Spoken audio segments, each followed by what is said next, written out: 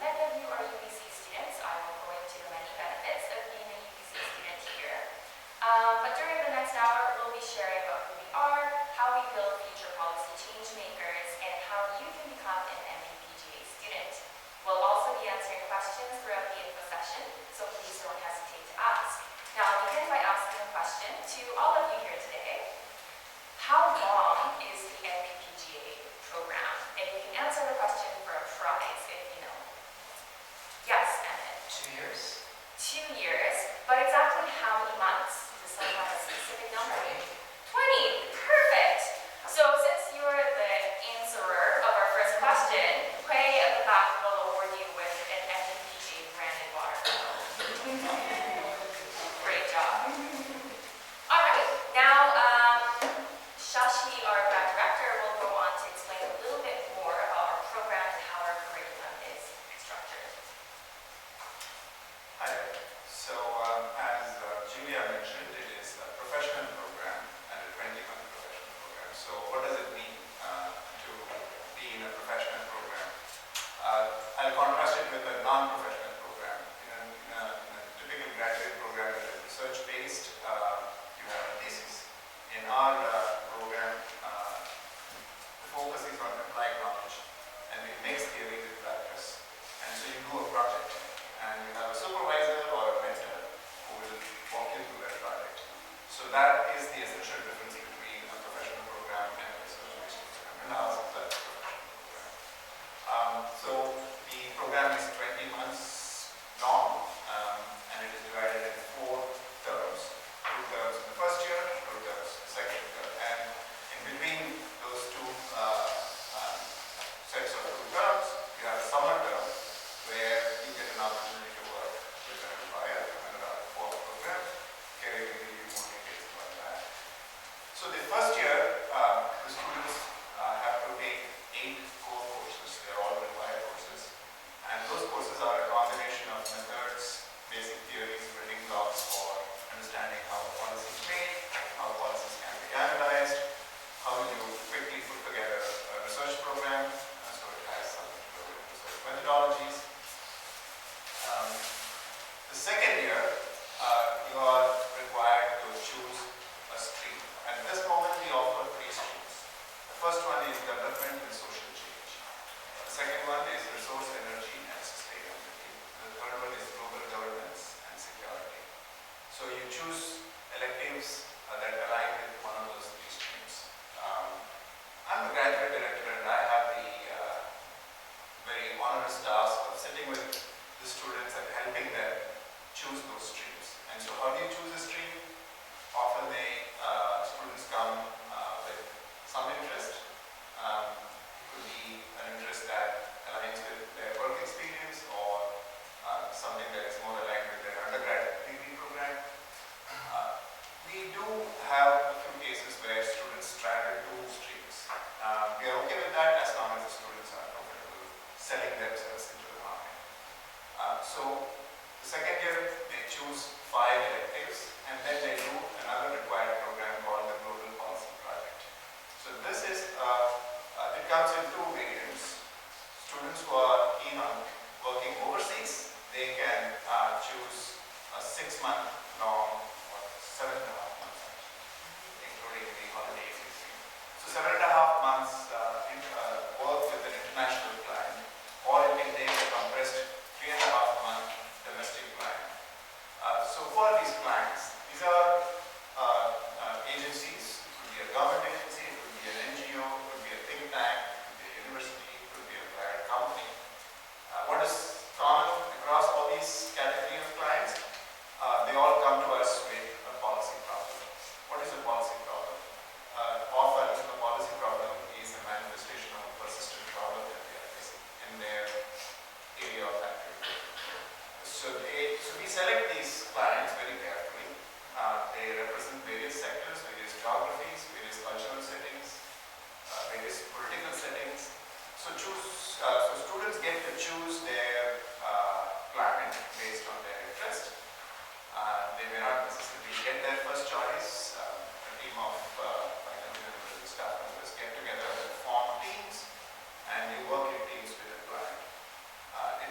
one of the most exciting activities that MPPGA students have during their 2-year stint here. That's what students tell me. And I'm a little biased because I also happen to teach that course.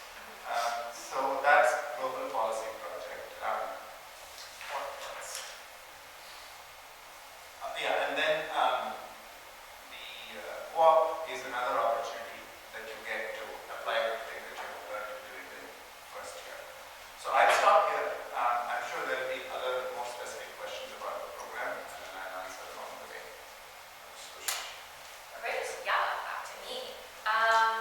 Now just to let you guys know, we have been talking about a curriculum refresh in the MPPGA program. We are looking into adding a few more elements such as professional development, leadership, and economics and quantitative skills into our current curriculum. So as soon as those changes are made, we will notify our applicants right away, and that's just in the pipeline as we speak. As Shashi mentioned, we have a global policy project that is very unique in comparison to other policy degrees or even any other master's degrees. And we often receive the question of whether we are a thesis-based master's, and the answer is no. We don't require students to do a thesis, and therefore we don't have a supervisor system where a faculty member will be looking over your specific project in accordance to our degree. But in return, we allow students to go on a very exciting group project called the Global Policy Project, where they will do a research-based policy brief project with a real-life client, leading to a really great experience they can represent on their CV or resume. So some examples of previous global policy projects, such as from last year or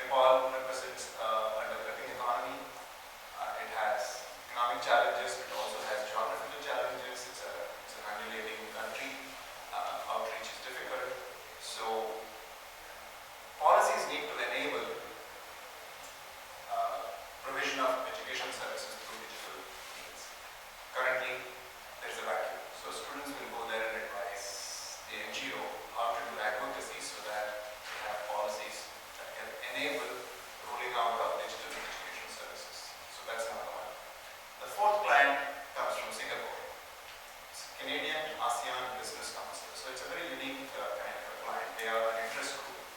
They wanted our students to look at the challenges of mobility.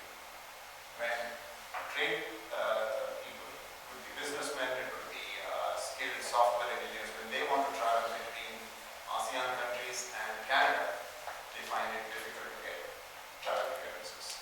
So what can CABC, this client, do to make travel easier? The assumption is that if travel is easier, the trade will increase, and therefore ASEAN countries and Canada both will benefit.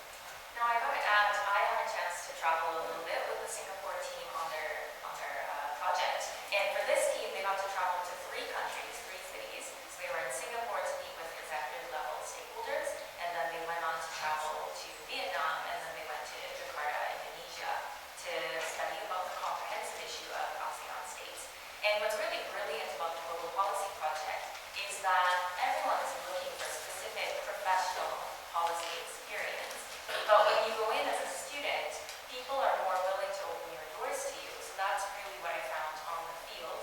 We would go into a meeting with the Canada ASEAN Business Council, and someone at that table referred us to someone to meet the next day, which happened to be with the High Commission in Canada, because his wife worked there.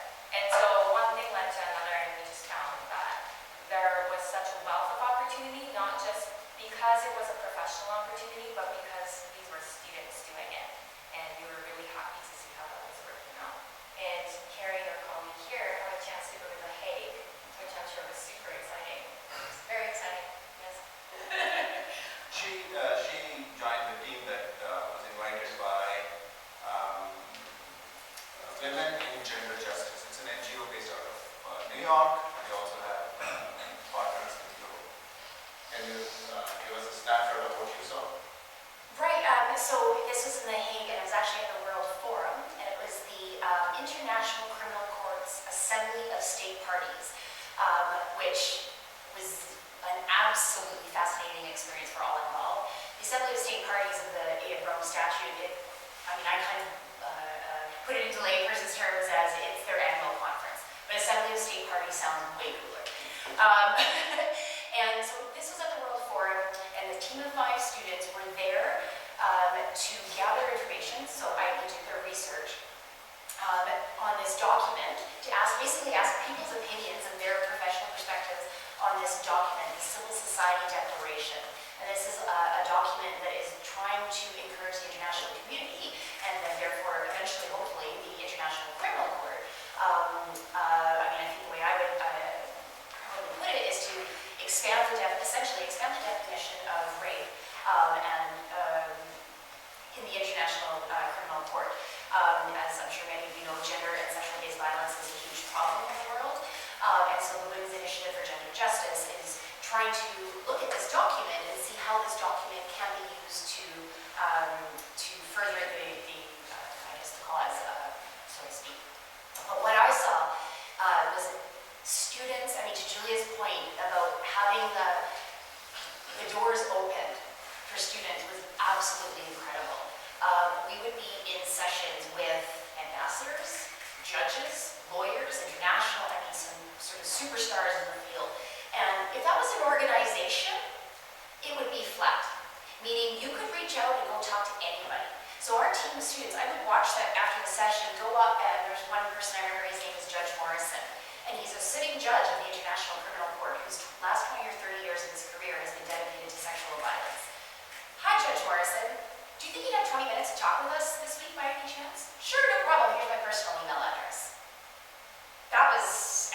He spent probably an hour with the students. That's an experience that I don't know if you can put a value on. It was a really incredible experience. For me personally, professionally, it was one of the best things I've actually had the privilege of being a part of. And I know I could go on about that. Maybe I'll pause for a moment. Yeah, one other client, a very interesting client, personally I was very excited about it, was the governor's office in Ulaanbaatar in Mongolia. And we have Claire, who just got back from there. Claire, would you like to tell them what you saw, what you experienced? Yeah, sure. So, as Shashi just mentioned, my team, so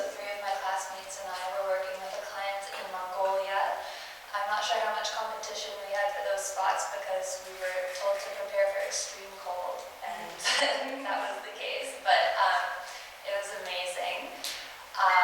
We were looking at issues of youth civic engagement for them. We evolved what that problem statement was through several conversations on Skype with the client in the fall. And we also had the opportunity to have some really meaningful and rewarding meetings with high-level officials at the World Bank and several of the political organizations in Mongolia.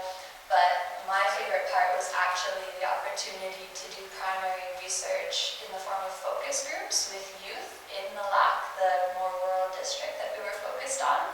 So we did a series of about 10 focus groups where 8 to 10 youth between 18 and 35 would come to meet with us, and we would talk to them for an hour and a half about their perceptions of democracy, what they felt the issues in their town were, and what they felt needed to change, and what practical methods would be best for engaging them more in the future. The challenge of all of that was that they primarily only spoke Mongolian, and we only spoke English, so we had a really interesting creative challenge in terms of overcoming that language barrier and getting useful data out of the sessions that we could use to create change for those youth. And we became quite attached to them as a group over the course of working with them and seeing how passionate they were about their community and how it could be changed for the better. So I really enjoyed that experience. Thanks for sharing, Claire. Now, one thing we need to mention is that we have two different kinds of global policy projects. We have the international version, which you heard very much about just now, but we also have the domestic version, which engages with clients in Canada, and there's policy problems right here. So with I know we went on a domestic project engaging with clients here. Would you want to tell us a little bit about that? Is it my turn to brag on the project? Yes, it is. Your story was cool, but mine's cool. Because I actually had a chance to interview the deputy mayor of Paris for my project. So my team and I, we worked with the city of Vancouver, and notice that I said with, not for, because the whole point of this GP Squared is not doing something on your own for the client, but actually working together with clients. So the idea of co-creation is really important to highlight here. But the project is on accelerating private fleet's transition to zero-emission vehicles. So City of Vancouver wanted us to essentially create or develop a set of policies that will accelerate or facilitate private fleet's transition to zero-emission vehicles. So what I meant by private fleets, we're talking about taxis, cargos, trucks, fleets, and what have you. And obviously the whole purpose is to reduce the emissions from the transportation sector in Vancouver, right? And the focus was to provide the City of Vancouver lessons from other jurisdictions around the world that have been successful in transitioning private fleets in their jurisdictions to zero-emission vehicles. So we looked at Norway, Oslo, and Sweden, France, and all that. It was a really great project, and I must say that I think, I might be biased, but I think I benefit more than my colleagues, because what I do now for work essentially is I'm working with clients and I'm working with cities. So when I was applying for my job right now, I was really selling my experience with the City of Vancouver. So that's my own thoughts. That's wonderful. Thank you. We'll take a short break to take questions now. Do we have any questions coming in online? No, we do not. Okay. Do we have any questions in person? Yes. Yes. So I'm a third year student right now at UBC, so when I'm looking at applying to this program, I'm probably looking to apply maybe in 2 years or even longer after that. I'm wondering, what are the short-term goals of what this program or what this program is going to develop over the next few years? So I kind of have an idea of what I'll be applying for when I get to that point. Okay. Thanks for your question. Anyone want to answer that? Well, if I can ask that sort of a follow, I think I know where you're going with that, Emma, right? Yes. Do you mean in curriculum, or Yeah, what do just you like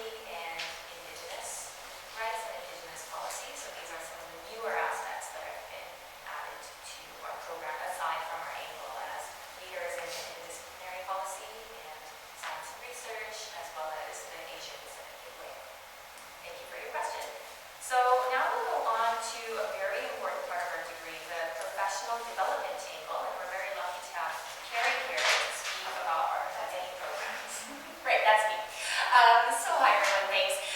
As Julia has mentioned, my name is Carrie Ross. I'm the Career and Co-op Coordinator for you, the students in the Master of Public Policy and Global Affairs. And I'm excited to be here today, so thank you for the invitation. And colleagues have asked me just to say a few words about the key programs that I work with students on. And so I oversee co-op programming, internships, and professional development opportunities in the program. Me personally, I also coach and support you on your journey throughout the program and for employment after graduation.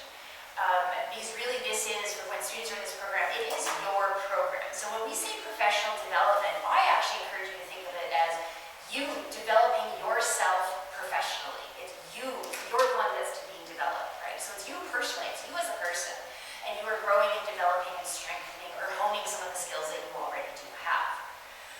So I'm going to touch on that a little bit more about the professional development in a moment.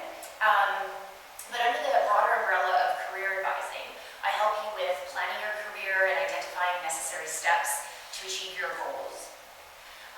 We work together in strategically focusing your plan for your job search. So we work on advice around networking, resume writing, applications, informational interviews. And then I work with you on providing feedback on those particular materials, like your resume, your cover letter, and other types of application materials. And we work together on mock interviews and things like that as well. So as you've heard, that we do have a co-op program. And can I just, I'm sorry for our online audience, but how many people know what co-op is? Okay, sort of almost everybody. Okay, so there are a couple of heads I didn't see up. So just as a quick background, so we at the school program, we're the Faculty of Arts. And so the Faculty of Arts Co-op Office is a central co-op office that works for all of the students, or almost all the students who participate in co-op. Our program is one of them. Co-op, the MPPGA co-op program is an option for you. It takes place in the summer between your first and your second year.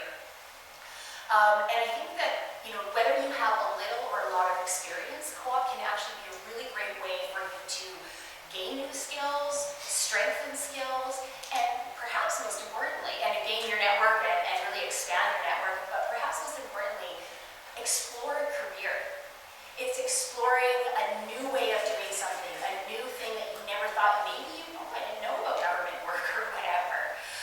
And so it really gives you a chance. I kind of think of it as like opening the curtains and peeking out into this opportunity and seeing if you like it.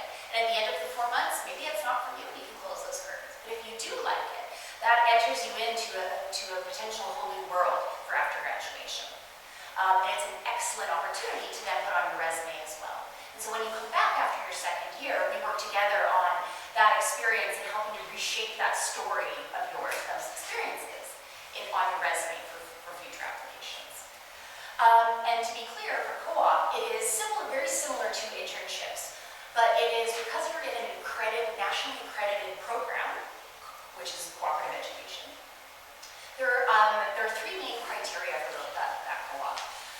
It needs to be paid, you all love that. It needs to be full-time, and it needs to be meaningful. And while I know we all love money, actually the meaningful part is kind of the most important. Because what that means is that the jobs that you go out and do, number one, we have, not colleagues myself, we have vetted those jobs to make sure that they are appropriate and they are good quality. And that the supervisors and people you are working with are there to help you. It's literally in the name, cooperative. It's cooperative education. So it's a sort of a partnership, if you will, on helping you, again, develop as a professional. So you can come out and feel like you really are that emerging policy professional that you want to be. And so just a few quick examples of where people have worked in the past. We've had folks at the City of Richmond, the Conference Board of Canada, Crown and Indigenous Relations and Northern Affairs, Hemera, which is a local environmental consulting company, BC Housing, First Nations Health Authority, Indigenous Services Canada, Asia Pacific Foundation, and many more. The type of work that you can do as a co-op student, I really think is almost limitless, but things like policy design and analysis, communication, stakeholder engagement, a lot of communication, writing, some economic analysis, perhaps some statistical analysis, and other working with data, visualization of data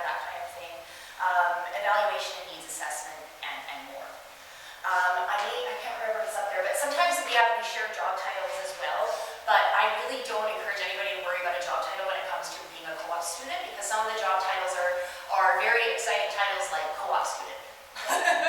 So don't be swayed or dissuaded by what a job title is. But the opportunities that are there are wonderful. And to also reiterate that the co-op program is an option, because the program has been designed so you have May to August, so you have those 4 months as flexibility.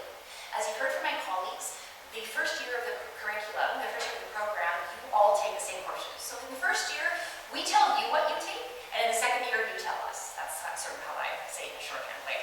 And so in the summer, you get to design what you want your summer to look like. So do you want to take that co-op job? Do you want to take a part-time internship, perhaps? As some of you may know, UBC has excellent on-campus work opportunities. One is the Work-Learn program. Last year, I believe there was something like 550 Work-Learn opportunities on campus. Now that's for all UBC students, but many of our MPPGA students have been quite successful in obtaining some Work-Learn positions, and that's 20 hours a week. Other on-campus opportunities are things like research assistantships on campus and also within our School of Public Policy and Global Affairs. And there's also an excellent opportunity called the Sustainability Scholars Program that sees paid research work for graduate students at UBC on, very broadly speaking, sustainability topics. And you could be working with a different client somewhere in the Lower Mainland. So City of Vancouver, TransLink, BC Hydro, UBC, and others. It's a central program run out of UBC, but works with external partners. Several of our MPPGA students have had wonderful experiences as a sustainability scholar. One of the other things that I'm really excited to be able to mention today, bringing it back to MPPGA, and specific to our program, this was actually just confirmed, I think, 24, 48 hours ago. So I'm pleased to announce our 3-year partnership with the United Nations Association of Canada. So that's between our program, MPPGA, and the United Nations Association of Canada to send up to 4 interns, so 4 students, each summer for a 4-month placement with a UN agency. We've had several students do this in the past as sort of a pilot year or a bit of an experiment, and it's gone really well, and we've confirmed this 3-year agreement with UNAC. UNAC is what I call it. And so that is actually an unpaid internship, and there is an administrative fee to participate. However, and I'm really pleased that the program continues to do this, we, the program, pay that fee for you, which is $3,000. We also offer you a small stipend of, I'm not sure what the numbers will be in the future, could be around $1,500 or so, a small stipend to help offset the costs of participating in that type of internship. And so when you are on a UNAC internship, you are a junior professional consultant, a JPC. And that is a really excellent way to gain international experience. And it's similar to the co-op actually, in that you have a dedicated resource person there to help you, to support, to provide, to help answer questions, to provide documentation, and to assist you along the way and even when you get back to Canada. So if you decide to actually chart your own path in the summer, that's fine. As a career co-op coordinator person, I'm your career advisor, so I'm here to help support your path and your goals. So we'll work together on helping you figure out what those are. Because I know sometimes you go, great, grad school, okay, great, I'm in. And then, okay, what do you want to do when you're done? And you've spent a lot of hard work and energy getting yourself to that point. So we'll work together on how the MPPGA program will help to shape you so you can do what you want in the world when you're done. A little bit about the professional development program, and then I will stop, and I really look forward to questions. As I kind of just mentioned, it really is about you developing as a professional. So we, the program, offer some customized in-house professional development opportunities. We have an excellent, I for short call it a presentation skills workshop, but for those who have attended it, it's really a lot more. We've also offered strategic design and leadership, time management, intercultural training, project management, collaboration and teamwork, and more. So we do offer some things in-house, absolutely. But do keep in mind that UBC is an excellent university with wonderful resources for graduate students that your tuition goes to. So we encourage you to go to our excellent resources like Graduate Pathways to Success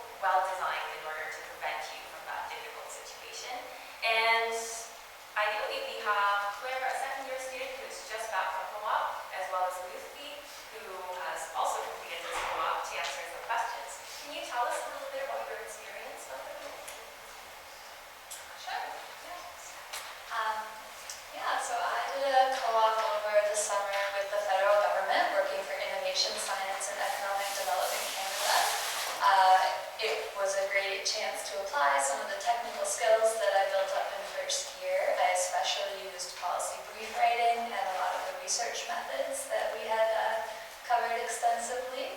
But the most useful part of it, I think, for me personally, was what Carrie mentioned in terms of trying out a career. So all of my work experience to date had been in the nonprofit NGO sector. I had not worked inside government, and I got to see what that world is like from the inside for 4 months. And within the government, being a co-op student opens a lot of doors, and that people are very willing to sit down for coffee with you, very willing to show you around their offices and show you the different sides of different projects. So in addition to learning what my department did, I got a lot of exposure to a lot of different departments and a really good feel for what a future career in the government could be like. And that's helped me to weigh my options in second year now as I look forward to what I'm going to do when I graduate. So my co-op, Carrie and Shashi actually hooked me up with a job. And the reason why I mentioned this is because although co-ops are guaranteed, but they will definitely help you. And I'm a good example of that.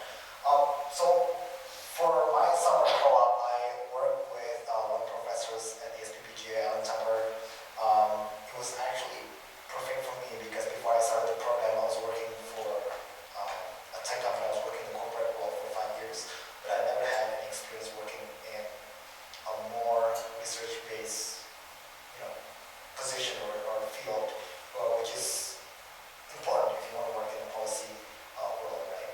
So that was perfect. And it was 4 months, pretty vigorous research project that I had to do with one of my colleagues. And I definitely learned a lot about, translating the things that I learned from the classroom into a document that was eventually consumed by, at that time it was Southern School of Business and Copenhagen Business School.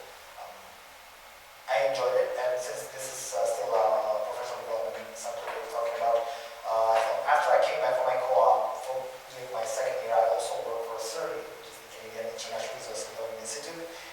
That was part of my work plan, work program.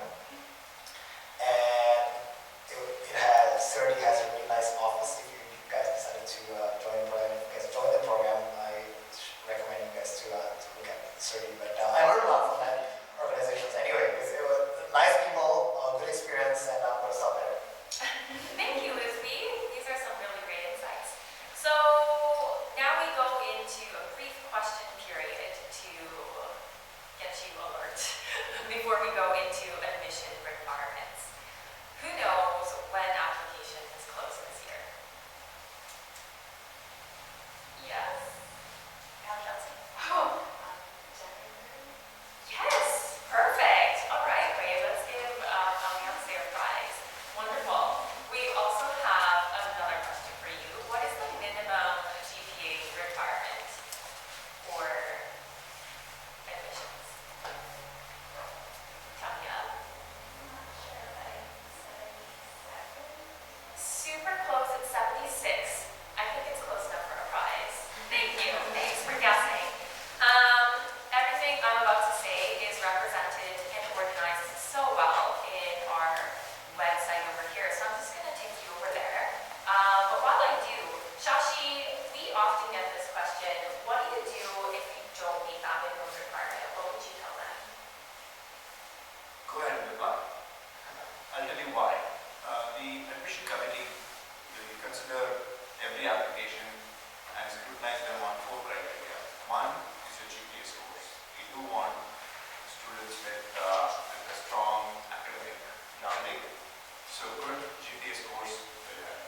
The second one is your work experience. Again, if you don't have proper work experience as in paid salary employer-employee relationship, that's okay. If you have volunteered, if you have worked part-time, those experiences count.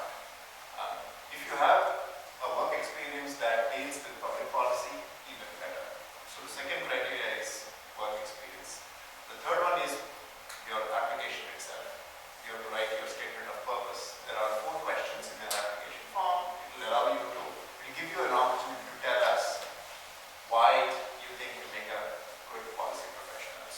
third one is your application itself.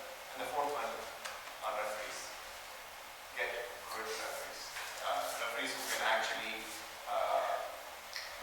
vouch for your skills, your knowledge base, your analytical abilities, your communication skills.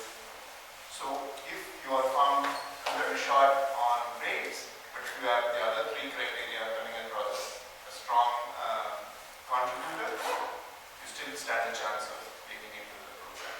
So the program is, as I said, is a professional program, and as a professional you are required to demonstrate a whole variety of skills, a variety of knowledge strengths.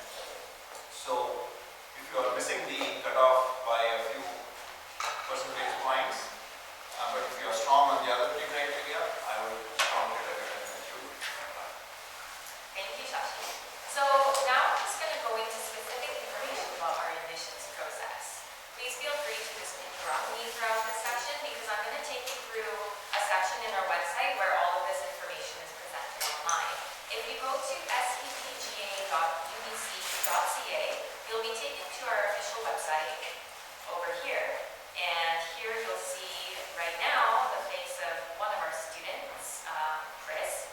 And then you go to graduate program, click this arrow here, go down to admissions, and you will see all the information here that I also have on my script. I feel like it'll be better to give you that link rather than say it to you right now. So here we have all the information of academic background that we're looking for, as we mentioned, a minimum of 76%. There is a slight difference between Canada and the US in that we look at your last 2 years rather than your whole degree, which is the case for international students. We have a robust explanation of what we expect in terms of knowledge and preparation. We also have some recommended courses for people who miss a few parts of this, so no worries if you feel like you have a few gaps in your resume or CV or transcript. We have a strict English language requirement for international students. We have some professional experience that we're looking for in terms of ideal, not necessarily absolutely. And as Shashi mentioned, references. So these provide some advice in terms of the kinds of references you should be looking for. And of course, importantly, financial preparedness. So all of this information is freely available here on this website. And of course, we're happy to answer more specific questions if anyone would have any during the session or after the session or by email as well. Yes, Tanya? Question about econ requirement. I spoke to you before and you recommended us to have some background on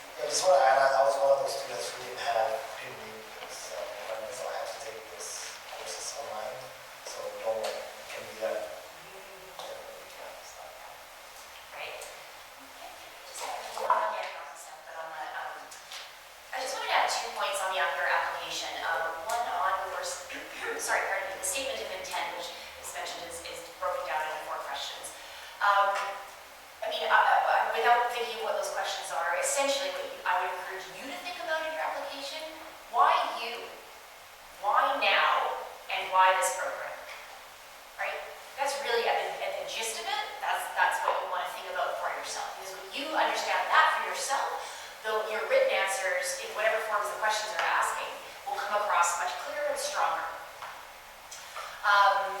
My second point that I wanted to just, as a tip or whatever, when it comes to your reference letters, and I couldn't agree more with what she said about strong reference letters, strong referees.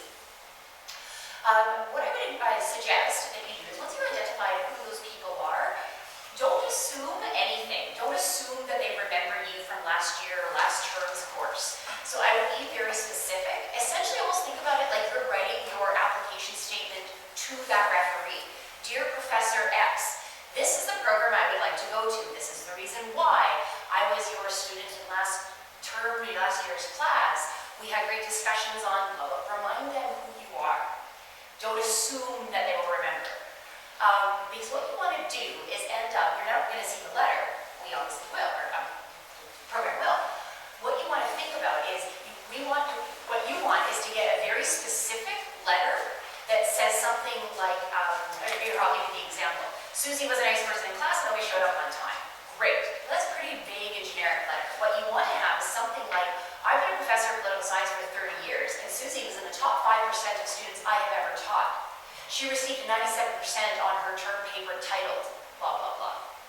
I think she would be excellent at providing analytical or analysis of current topics and things, et cetera, et cetera. So you can kind of just, with that little bit of an example, see the difference. And in order to get the latter, more detailed letter, you need to give that as much information as possible to your referees so that they know why you want to take the program, why this program, and why now, and what are you going to do with this degree when you're done. And those kinds of things that you can hope you're nudging your referees along, you're giving them as much information as possible to then put into the letter on your behalf. And then, yeah, please, Claire, if you want to add. Yeah, just on that same point, I would start as early as you can in undergrad, saving PDF versions of your work, especially the copy with the professor's comments on it, to have a hard copy paper trail of the work you did in each class. I worked for 5 years before applying to grad school, and I was so glad that 5 years ago I had scanned and saved some of my papers and things so that when I reached out to these professors who almost certainly wouldn't have remembered me just by name, I was able to say, you taught me this class in this year, here's my work that I did with you, and I'd be happy to follow up and tell you what I've been doing in the intervening time. So just a pro tip. And she's in the program, right? So it worked. Thanks for that incredible advice, both of you. I'm just going to show you how we get to the application process, and this page will have everything that you need to go through your application, including a helpful video, which I won't get into here just in case we run into technical difficulties. But all of that information is listed right over here. I really encourage you to check out this whole page as well as the frequently asked questions portion. Now we're nearing to the end of our time. I'd like to ask if we have any questions online. Yep. Yes, So we do. We have a couple of questions. So, Fantastic. I have one question from Asha, who's watching from Vancouver. Hello, Asha. She just couldn't make it to the room. So she's actually looking for advice that you can give regarding completing the application. She asked, what categories do you to be more successful in answering the essay questions? Yeah. Great question. Shashi, would you like to answer that question? So one of the essay questions about the sustainable development goals. Not everyone may have done anything about the SDG goals directly, but then the SDG goals, there are 17 of them, and in some way or the other, the activities that you have done in the past, your undergrad courses would have covered any one of them. So my suggestion to the applicant would be, Asha, is pick and choose one of those 17 SDG goals, a goal that you relate with or you have experience of, and write specific experiences, something that you have achieved, something that you can describe and demonstrate your analytical ability, understanding of the subject. So to me that question and the opportunity that it provides would make a difference. If I could just add, Asha, as well, I would suggest, since you do still have a little bit of time, write what, I couldn't agree more with what Shashi said, of course, but write that and then sleep on it and then go back to it.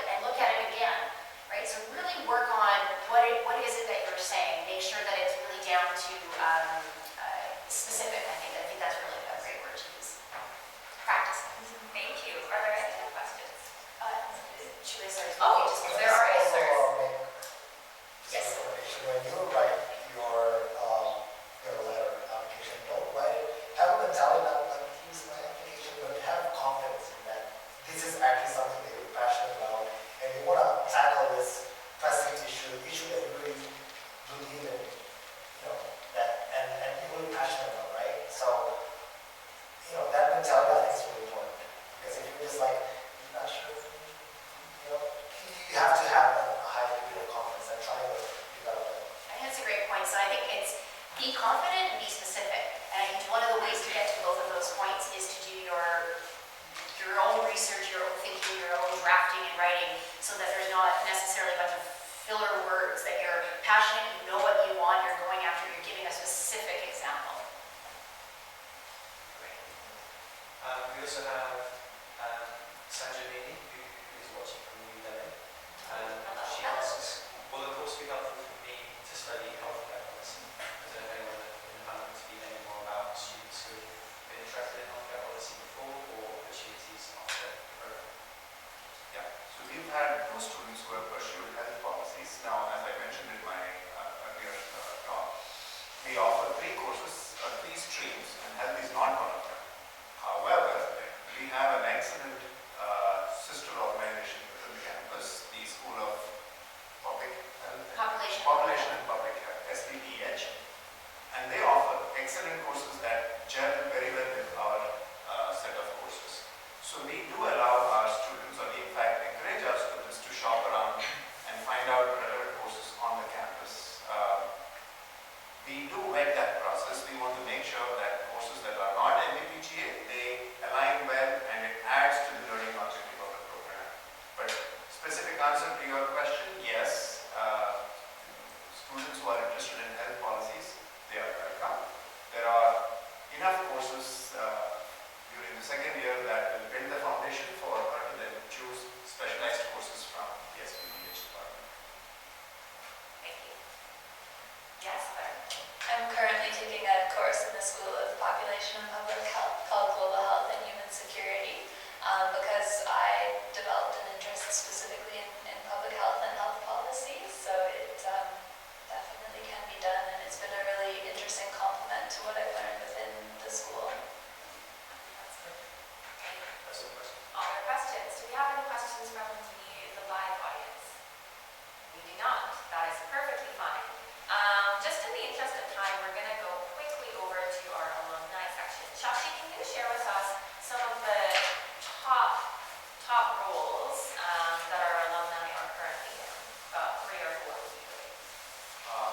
So I would say about 30 to 40% of our alumni are working with various levels of government agencies, right from the federal agencies to provincial government and city halls. Some of the positions that we are right now, one is being a policy analyst with the Natural Resource Canada. We have a research analyst with the Treasury Board of Canada, the secretary here, a senior communication and engagement lead at TransLink. We have a policy analyst with the Greater Vancouver Board of Trade, and one with the UN body, China Associate, in an organization called UN Supported Principles for Responsible Investment, and this is PG based. So that's a sample of the kind of jobs that our alumni get. Thank you. Now we're going to end on a high note of advice. So Claire and Ruthie, what's one piece of advice you'd like to pass along to anyone who's interested in applying for the program? One advice probably, this program can actually help you pursue a career with different type of career path. Doesn't mean that you have to work for, just because it's public policy program doesn't mean that you have to work for the government, right? I'm one of those guys who never wanted to work for the government. I mentioned this to you multiple times that I wanted to do management consulting, and I'm doing that right now. I still see the value of my work, even though I see my other colleagues doing some cool stuff, with the government and all that. But I still see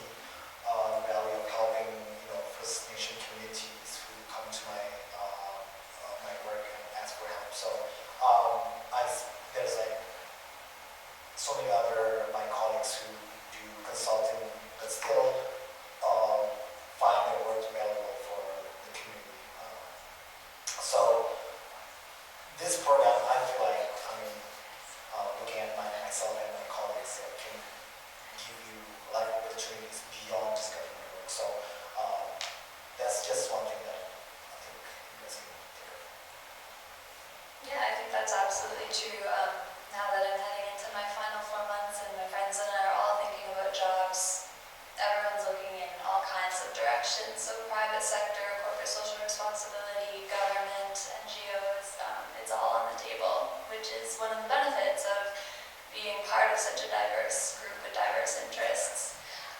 My piece of advice will sound maybe like it's mirroring some things that have already been said, but I'm not talking about the application form. I'm talking about even one step before that, asking yourself, why do I want to do this program? Like Harry said, why me, why now, and why this? And just see if a clear and compelling answer comes to your mind. And if it does, it seems like this is the right place for you, and I'm excited to see where this takes you. If the exact words don't really come to you, like it seems like the right area and you're interested, but you can't answer that question exactly, you could still apply and you might find your way through the process. But I would also encourage thinking about other options, like trying different kinds of work or volunteering somewhere, to see if you might come upon more of a firm answer, because that'll really help you with your focus and your drive throughout the program, because 2 years goes by so quickly. So it's really helpful to have a strong goal that you apply in class, that you apply in your work opportunities and professional development, so that at the end of 2 years you've really achieved what you set out to achieve. That's awesome, thank you. Lucy and I both each have one more comment, sorry. I really just wanted to say, thank you, Claire, that's exactly so well articulated. I think about this, the name of the degree, right? Public Policy and Global Affairs. What doesn't that cover, right? It's broad. It can be very specific, but it can be broad as well. So that's why there's just this wonderful flexibility in what you want to do with your degree. And that's actually the way I would phrase it. Sometimes I get asked like, oh, what will the degree do for me? What are you going to do with the degree, right? So to Claire's point about thinking about what it is that you want and then going for that, it's the same thing once you're in the program, is what do you want to do with it? And then you'll be able to do it, because it is that broad. So if you want to be a business development person with this degree, okay. If you want to be a policy analyst, okay. You want to be a management consultant, okay. That's where this flexibility, I guess, comes in, because you can make it what you want. And I'll get the last person to be. Absolutely. Making these decisions can be daunting, right? Like you have to think about the financial investment you have to put and the time and all that. But the one thing I learned, or based on my experiences, not really advice, the 2 years that I spent, or the 20 months that I spent here, was 20 months that I can never get back. It was such a great experience where not only did I learn a lot about transforming myself from just a critical analytical thinker to somebody who can actually have structure in the way I think, right? When your undergrad degree basically prepared you to be an analytical thinker, but how to solve problems in a structured way is something that this program helped me to develop. And just the connections and relationship that I made with my colleagues, that is really something that's really valuable, and really it's been an amazing experience the last 20 months. So yeah, just want to share that. Thank you, Elizabeth, and thank you, Claire, thank you, Carrie, thank you, Shashi, and thanks everyone for joining us from your various walks of life, as well as those watching online today. So that will close